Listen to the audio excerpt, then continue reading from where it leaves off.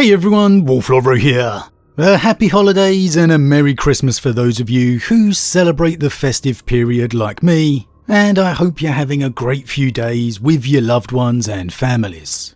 And as always, a special shout out to all the people working in important services at this time, wherever you are in the world. Now, as always, GW has dropped a big Christmas reveal. And oh boy, it was the big one I was hoping for. The return of Fulgrim.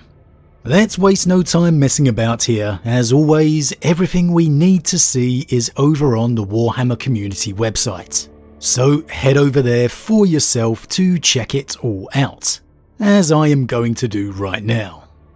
Kneel before the immaculate form of Fulgrim, Daemon Primarch of Slaanesh. And oh yes, just look at this guy. Dare I say perfection.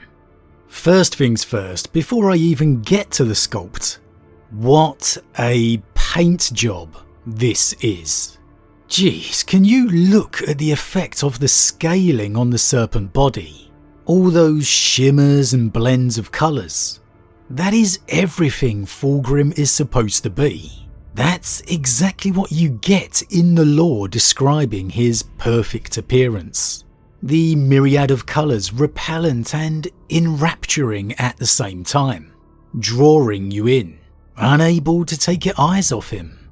And this painter has absolutely nailed it. I mean, honestly, wow. Now for the sculpt itself. Obviously, we received the Heresy era Fulgrim transfigured model not too long ago, so I'm sure like many of you, I was really wondering how this was going to be different, as the Heresy one pretty much absolutely nailed Fulgrim in my mind. However, it did leave a few clues about how he was newly ascended, still adapting to his full ascension, not as fully immersed in his demonhood as he would be in the 40k era. So you did get the feeling a 40k version would be a bit more demonic, for a want of a better description. A little more departed from his previous humanity. And you can absolutely see that here. The face a little more beast-like, savage. The pose more aggressive, less elegant.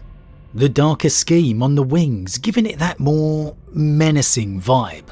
And less armour too going down the body, revealing more of his demon nature.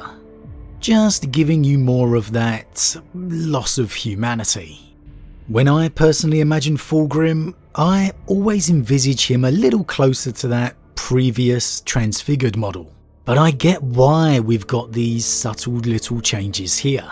And I'll be honest, I was really hoping for a 2 model release, like Marathi, one in his serpent demon form, and the other in his perfect human form still, as Fulgrim does shapeshift quite a bit in the lore.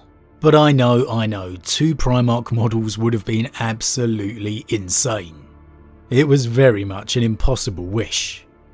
We get the absolutely stunning artwork here, and then a few more detailed shots of the intricacy of this sculpt. We get to see that flowing movement of him rising up and charging forward, the momentum of the hair flowing behind him.